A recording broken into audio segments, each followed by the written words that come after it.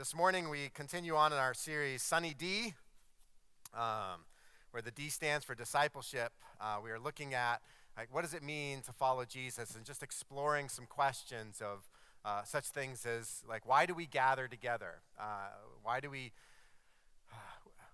who are pursuing a life of following Jesus, why do we bring that together with other people who are following Jesus? We spent a few weeks on that, and last week we kind of introduced the question of why we grow, and began looking at why would we expect to see growth occur in our lives as individuals, even at later stages of our lives, this pursuit of continuing to grow, and that being a part of what it means to follow Jesus. Why would we expect for something like our church to grow, both in terms of the depth of who we are as a people, as well as even the breadth of who we're becoming?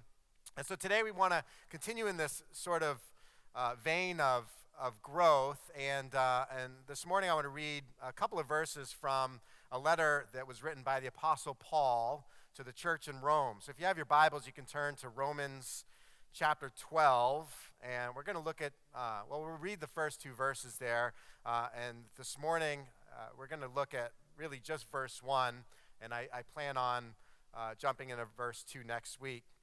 Now, normally, I would just come up here planning to get through both of the verses and either have to cut it short or keep you too long, and so today we're going to look at just the first verse, and I'll probably still keep you too long, but we'll see. So Romans chapter 12, we're going to read verses 1 and 2. I'm going to invite you to stand with me as we read these couple of verses together. This is what Paul says to the church in Rome. Therefore, brothers and sisters, in view of the mercies of God, I urge you to present your bodies as a living sacrifice. That might sound a little strange to you. I just want you to dwell on that for a minute, especially if this is language that you're unaccustomed to.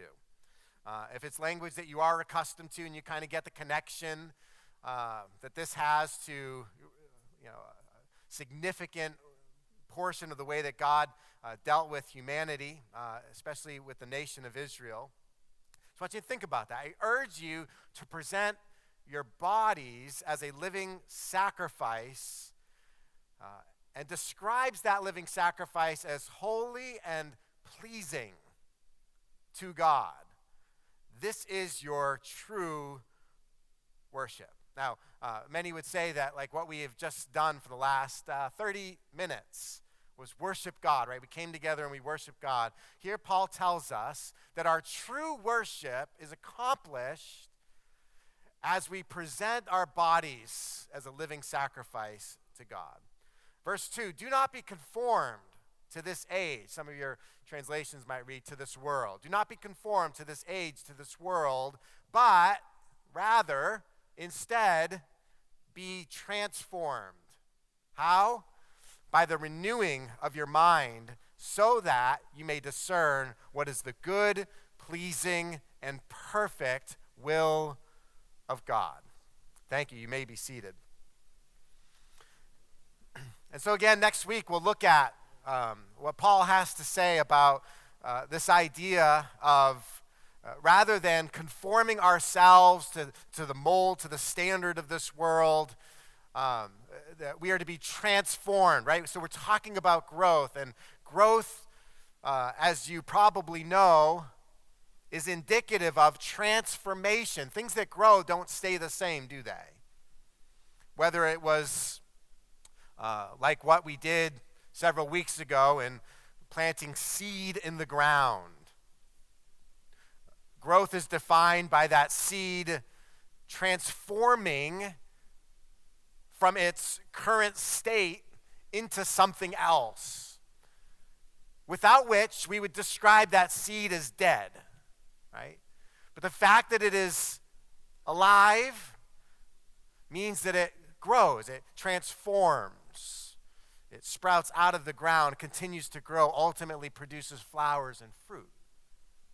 Right? And so we're talking about, as a follower of Jesus, that following of Jesus is inherently going to mean that we're growing, we're being transformed into something. Question, of course, is being transformed into what? But this morning I want to look at that first verse, where again we are told to present our bodies as a living sacrifice to God, holy and pleasing to God, which is, as Paul describes it, our true worship. So let's try and break this down phrase by phrase. In view of the mercies of God, this is what Paul says, right? So I know we didn't read the last couple of chapters that led us to this. This is chapter 12 of Romans, and so he's been going on and on for quite some time. And very specifically, he has been going on with a kind of teaching the church that they are the recipients, in fact, the incredible recipients of God's mercy. The fact that they have been, as he would describe it, grafted into the family of God, like you might graft a branch that would have otherwise died into a living trunk that is now going to be nourished by the roots and the trunk of that new tree, right? So these believers, these followers of Jesus, these disciples, they've been grafted into the family of God. They've been adopted into God's family, right? Which would mean that they are the recipients of God's incredible mercy.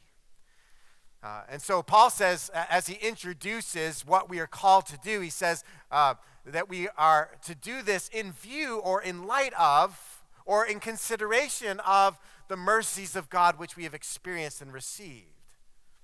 And that reminds us that, like, when we talk about following Jesus, that following Jesus is not accomplished through compulsion. How many of you who are following Jesus would describe that your coming into a relationship with God was done with a gun to your head? Like, it doesn't work that way. In fact, it can't work that way.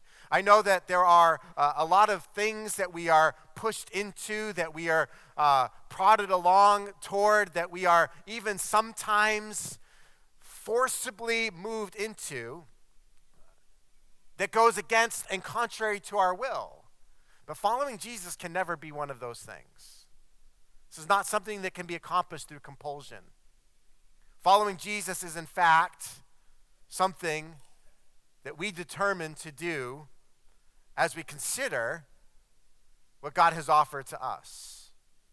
And I wonder this morning, are we even aware of the mercies of God? Or, and let me speak especially to those of you who've been following Jesus for a really long time, have we largely forgotten them? You know, it's incredible, like, how in danger we can sometimes find ourselves to be in our ability to just forget about the mercies that God has extended toward us. You know, I love discussions around apologetics. Apologetics is kind of the art and the science of providing a defense for something, right? And so, in the world of Christianity, there are people who commit their entire lives or large portions of their lives to help other people understand the reasonableness of Christianity, the claims that Christianity makes. Claims like that God descended from heaven and became as one of us. That the sacrifice of this man Jesus of Nazareth on the cross was something that was done in order to accomplish something on our behalf. That 2,000 years ago, Jesus did in fact bodily, physically rise from the dead, right? Things like that. Christianity makes some incredible claims, right? And for some, they would chalk up a belief in such claims as just a kind of blind faith. But there are those, in fact, that spend significant amounts of time in thinking and in academia, arguing for the reasonableness of the faith. And I believe in the reasonableness of Christianity. But in apologetics, right, in these conversations that are often had, sometimes they take the form of debates between skeptics and believers. Sometimes they take the form of people writing books. Sometimes they take the form of people podcasting, right? Like there are a number of ways that the arguments for the Christian faith are made. And often there are two kinds of spirit that govern the conversations and the dialogue or the monologuing. Sometimes there is a spirit of pride and arrogance of like I have spent a lot of time thinking about and articulating this particular point, and I believe that what I believe is true and correct. And for a person not to believe what is to me so obviously true means that person is stupid. Right? Like that's one kind of spirit. Right? And then there's another spirit that I think is more empathetic toward the person who remains skeptical. Right? And so I wonder, like when we're talking about the mercies of God, is it better for us to belittle, to remind people of how stupid that they're being for what they think and what they believe? Or would it be better perhaps for those of us who have come to experience the mercies of God to continue to shine the light on our experience of the mercies of God? You know, mercy reminds me that I didn't get what I deserved. Mercy reminds me that I didn't get what I deserved. And it also reminds me that all I have, and I have a lot to be thankful for, and maybe you're here this morning with a lot to be thankful for, and I pray that mercy would remind each of us that all we have we didn't deserve, right? In an age, in a world where we are taught that, like, we get exactly what we deserve, we get exactly what we work for, we get out exactly according to what we put in, we need to be reminded that the mercies of God are to be given incredible credit, not only for what we didn't get that we did deserve, but also what we have that we never deserved. You know, in golf, you play a round of golf, and after it's over, there's 1,000 things that you can blame for things going wrong. Let me tell you, if you play golf, things go wrong. There are all kinds of I should have done this or I should have done that. But I was taught very early on by the person that taught me how to play golf that the score that you got is the score you deserve. You know, it's funny, sometimes you hit a shot and it's like, that wasn't so bad, but then you get up to the ball and you find out that it's resting up against a rock or behind a tree, and it feels very unlucky. Like, I didn't deserve that. Like, I didn't hit it that badly that I deserved that, right? But then there's other times you hit a shot that's really bad, that ought to be lost in the woods, but instead hits a tree and bounces back into the fairway. And this is why we can say that, in the world of golf, it's just the cold, hard, dark, cruel world of physics. That's all it is. But in this life of following Jesus, what we need to be constantly reminded of is the mercies of God, and we take into consideration when we think about ourselves, the situation that we find ourselves in, when we think about others and we're tempted to judge, when we're tempted to rule on, when we're tempted to maybe consider ourselves better than, we need to be reminded of the mercies of God. Now, Paul says, given the mercies of God, here's what he says: I urge you to present your bodies as a living sacrifice. Again, not to just to keep harping on this one thing, but I love that he uses the language of urging. Like, Paul was an apostle. He was a leader of the early church. He was one who was called by Jesus Christ himself. He wielded tremendous authority within the spiritual context of the church, and yet he didn't use that as an opportunity to domineer. but rather he comes with an appeal. And this morning, I just, especially for those of you who are following Jesus, I come to you urging you like Paul would urge each of us. Because again, following Jesus is not compulsory. I can't make you follow Jesus any more than you can make me follow Jesus, right? Like that's not actually why we exist as a group. But we urge one another, right? The best that we can do is we can point and keep pointing to Jesus, keep shining the light on Jesus, keep urging others to consider Jesus. I love the picture of presenting our bodies to God. This is, obviously a reflection on the sacrificial system of the old covenant that God had with Israel, right? Where so much of the religious institution centered on people bringing sacrifices to God. These pious, these true, these devoted worshipers, they were responsible for bringing the very best of what they had. Like, if they were a true worshiper of God, they didn't, when it came time to sacrifice, they didn't like walk around their flocks looking for the lamb that was kind of hobbling, right? Like, well, that one's got 3 good legs. I guess I could bring that one to the temple, right? No, in fact, like they were commanded to bring from their flock the one that was unblemished, the prime, the very best. Like you would think, but I want to keep that one for me.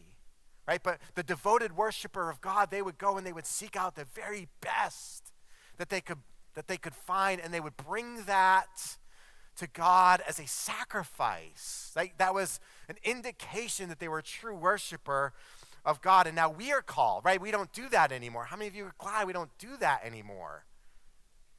Right? We don't have to load up the goats and the sheep and the doves and other animals into our cars and come to church on Sunday morning, right?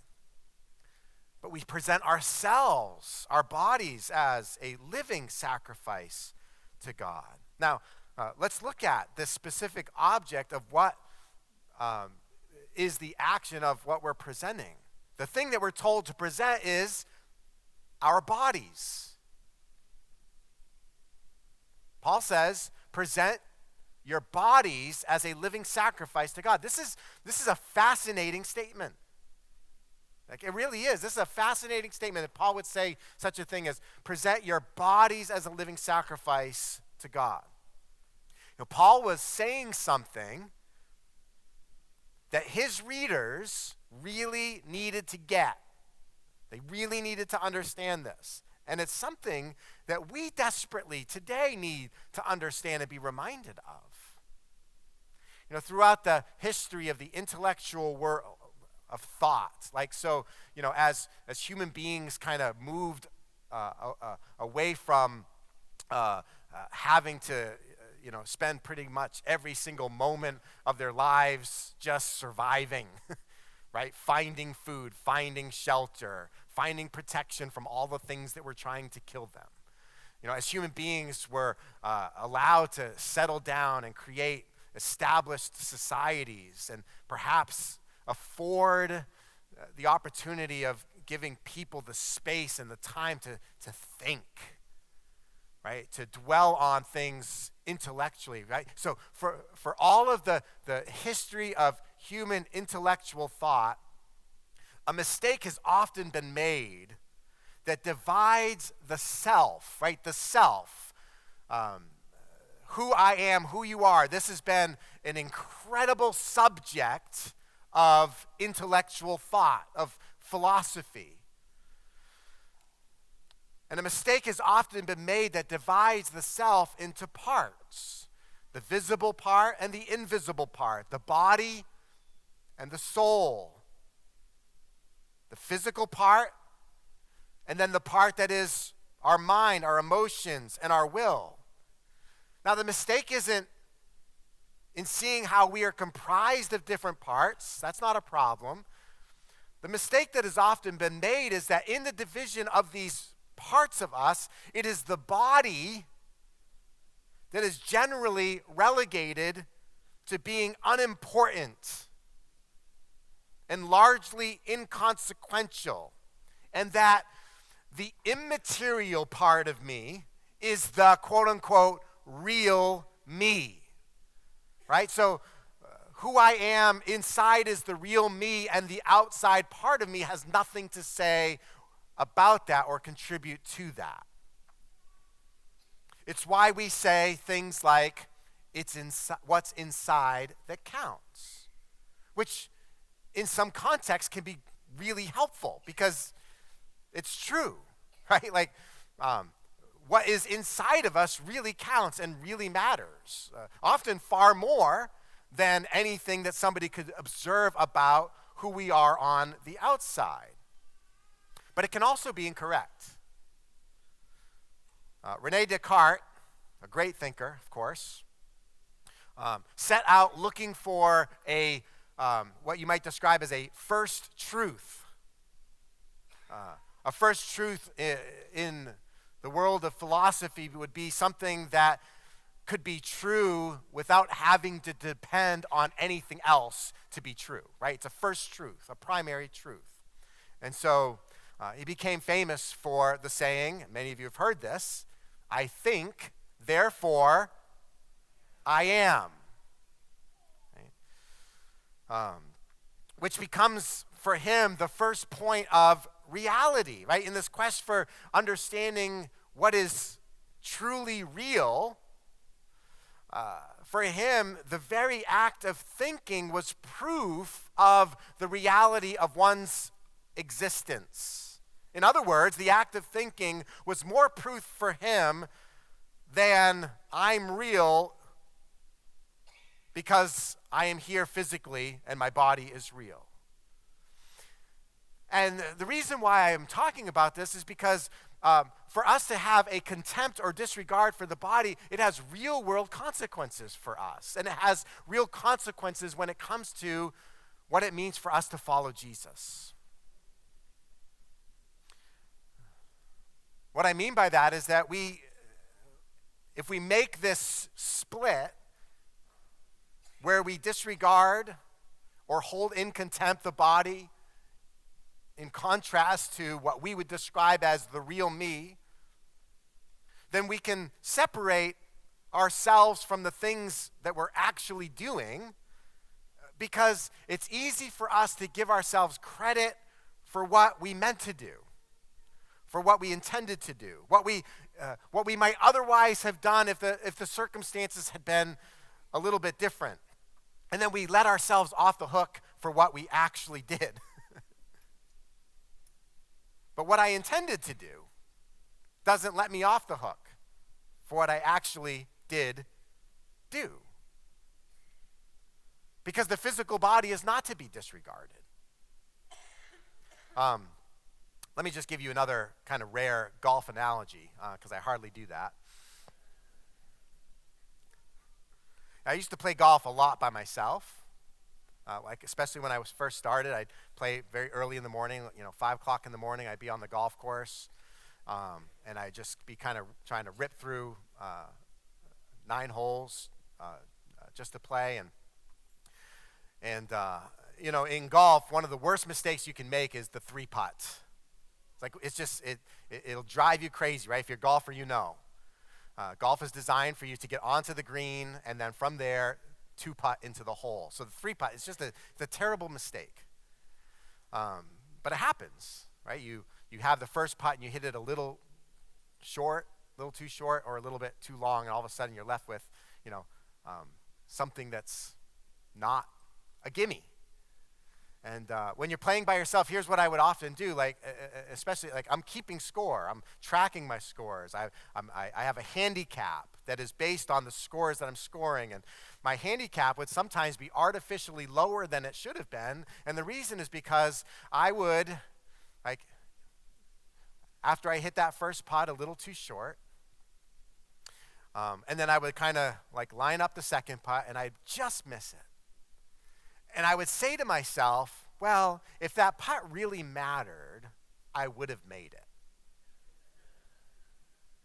There's some golfers in the room, I can tell, right? Because we even do this sometimes with other people, right? But the idea is, like, if that putt mattered, I would have made it, right? And so what I do is I say, I consider that second putt to have been holed, right? And I give myself a 4 instead of a 5, because I would have made it if I needed to.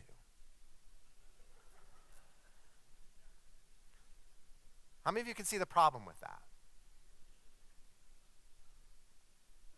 The problem is that what I did do actually matters, which is I missed the putt. Again, how we understand and how we regard the body matters. Like in the real world, I could say something like, it doesn't matter that I called out sick when I wasn't sick because I'm a good worker. Right? Like I know who I am on the inside, right? And I have ascribed to myself the fact that I am a good worker. And so it doesn't matter if I told a little white lie and I called out sick when I wasn't sick. I could say, I normally would have given there. I normally would have been generous in that moment. Or I normally would have done that, but like I'm already very generous with my money. I'm already very generous with my time.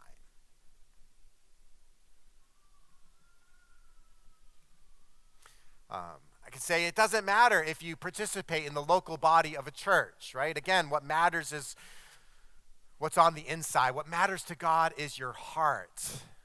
Right? Are you a person that possesses a faith in God? Well, that's really all that God is concerned about. It doesn't matter like what you do physically, tangibly, expressively in the real world with your body. Here's a real popular one today. It doesn't matter who you have sex with. Just think about that. It doesn't matter. It doesn't matter, right? Because that's a physical thing. That's a thing that's done in the body that doesn't necessarily tie to the rest of you. And like every single one of us who would ever say that or embrace that kind of notion, we know we're lying to ourselves. We know that it does matter. We know that it, more so than just about anything, maybe anything, does affect the immaterial parts of us, our mind, our emotions, our will. To say it doesn't is just lying to ourselves. And so what we need to understand is that in following Jesus is not an out-of-body experience. It's not something that I do outside of myself. Following Jesus is what we would describe as an embodied experience. I'd be remiss not to remind us that what is done in our bodies is not all that matters either. Like we can't make the mistake of just swinging completely in the other direction where we think that all that matters is what we do and what's inside doesn't really count. Right? Jesus reminds us that the things that we actively and creatively think about, that we dwell on, that we lust after, even if they're not acted out physically, they are still works that fall into the category of sin and wrongdoing. And so presenting our bodies, as Paul describes here, as a living sacrifice means that we present our whole selves, including our mind, our will, and our emotions. I think that the reason why Paul uses body here, instead of just saying present your whole selves, the reason why he puts a little emphasis on the body is because the body matters and people needed to know that. Most of the time, we already accept and embrace the fact that what's inside matters as well. Jesus told one guy, he said, "Follow me."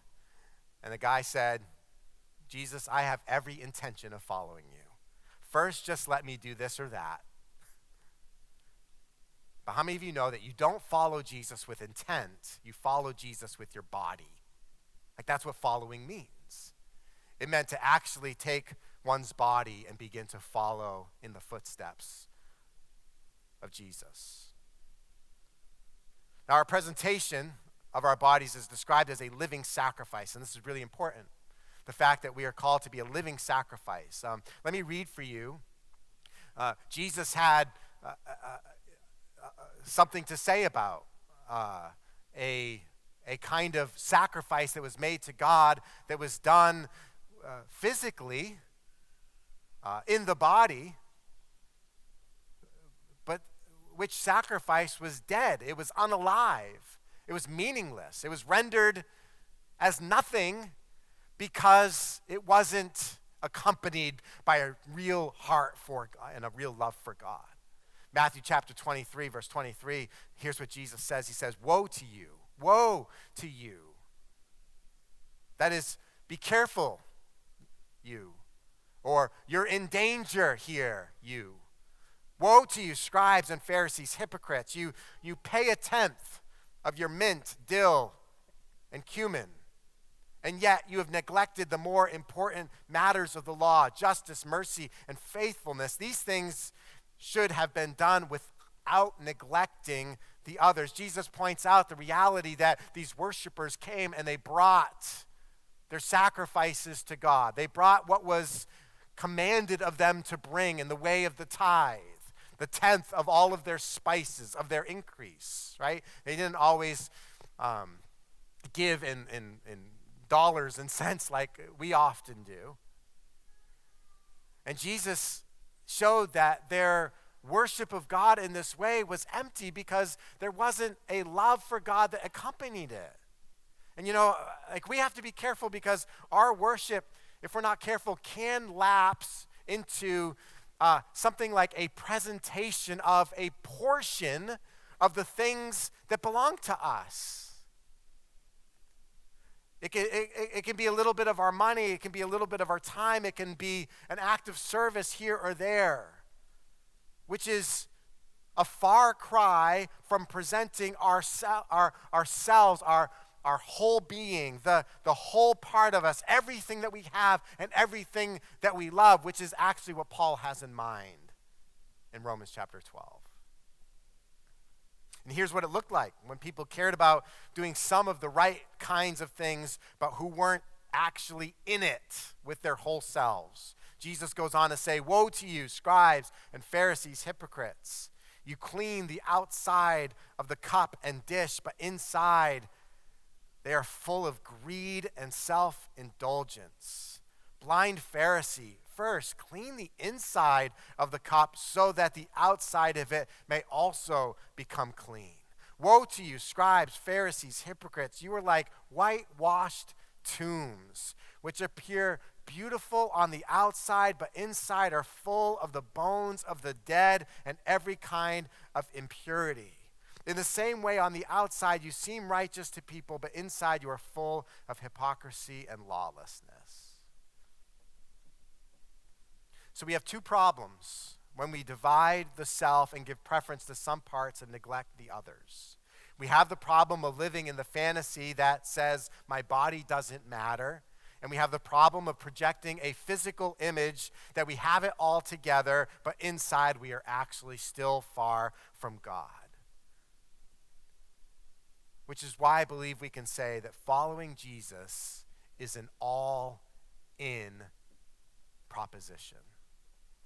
Following Jesus is an all-in proposition. I think this is why Jesus said, whoever would be my disciple must first deny himself or herself, take up his cross, her cross, and follow me. I have to deny myself, take up my cross, and follow Jesus. Because the reality is I can't just send a portion of myself to follow along with Jesus while the rest of me lags behind. Following Jesus is an all-in proposition. Now, the church provides a place for people to consider the claims of Jesus, right? Like I think one of the beautiful things that we do, that we're about, is like we just provide a space for people to hear things like this and to consider the claims of Jesus. and whether or not it would be worth it to that person to embark on a journey of following Jesus with their whole selves. It provides us an opportunity and space to witness the difference that Jesus is making in the lives of others. And if you spent some time here, and if you actually got to know some people who are following and pursuing after Jesus with all their hearts, I think you'd learn something from them. You'd learn about the difference that Jesus is making in that person's life. But this morning, I don't want you to confuse going to church. I don't want you to confuse participating in some of the programs of the church as being the same thing as following Jesus. Because at some point, every single one of us has to wrestle with the confrontation that we have with Jesus as to whether or not we are going to actually become his disciple.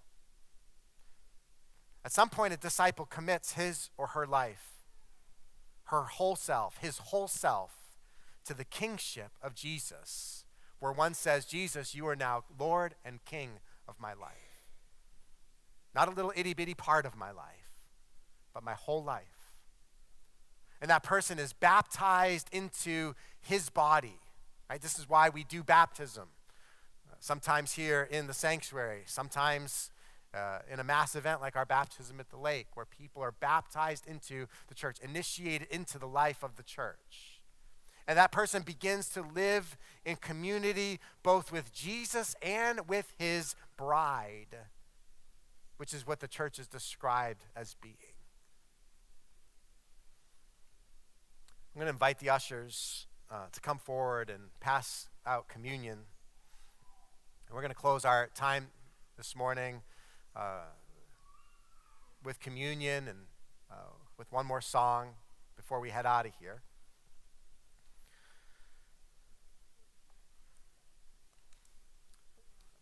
As they are passing out the crackers and the juice, and let me just say, communion for our church is open to everybody. You don't have to be a member of the church. You don't have to have gone through a class. And so as the trays are passed, I just want to invite you, if you want to participate, you're welcome to. Grab a cracker, grab a cup of juice, and hold on to it. If you'd rather not participate, that's fine. You can just go ahead and pass the plate along to the next person.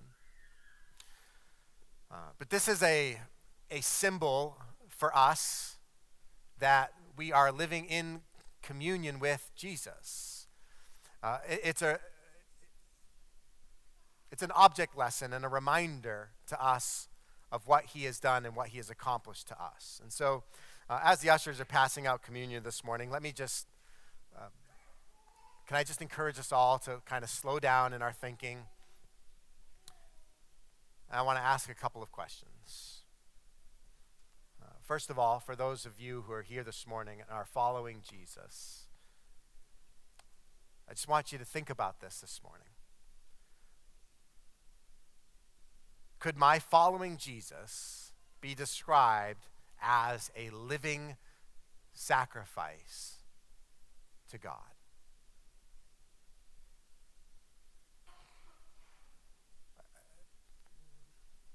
Like, just dwell on that in your spirit. Take that matter to God if you'd like in prayer. But think about and try to be honest, try to be open to what God might be speaking to you right now. Could my life, my embodied life, could that be described as being a living sacrifice to God? Or would I have to describe it as something other than that?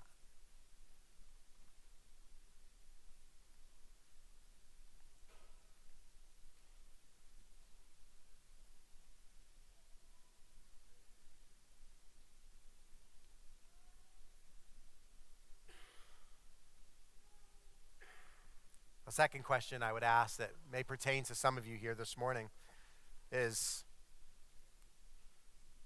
if I have only been considering making a full commitment to Jesus with my whole self, my whole life, my whole being, what's holding me back? What is it that's keeping me? Maybe you've been coming for a few weeks or many months. Maybe you're starting to get into the point where you've been associated with our church for multiple years. But like if you were truly honest this morning, you've not yet made a full commitment to Jesus with your whole self, with your whole life. And if that's you this morning, I just want you to think about the question of why. What is it that's holding you back? What is it that's keeping you? And I want to invite you. If that's you, I want to invite you to open a conversation with somebody where you can talk about that, maybe work through what is that thing or what are those things that are holding you back from a whole life pursuit of following Jesus. Paul, at the end of this verse, he says, of our presenting ourselves as a living sacrifice to God, he says, this is your true spiritual worship. Whatever it is that you think it means to worship God or to serve God or to follow Jesus, Paul tells us what true worship looks like. It is presenting ourselves, our whole lives and our whole being as a living sacrifice to God. And you know what? We're not left without the ultimate example of embodied love. I want you to consider what you're holding this morning. I want you to consider the cracker and the juice. The cracker, which represents the body of Jesus that was broken for our sake. The cup of juice that represents the blood that he shed on the cross, not for his own benefit, but for ours. You know what this means is that in response to an entire world that turned away from God, God chose to embody his love for us. God didn't intend to show his love to us. God didn't say, well, maybe someday. God didn't hold back, but rather he gave everything. He embodied love in that he came and he dwelt among us, and he allowed himself to be hanged on a cross where he gave his life for every one of us.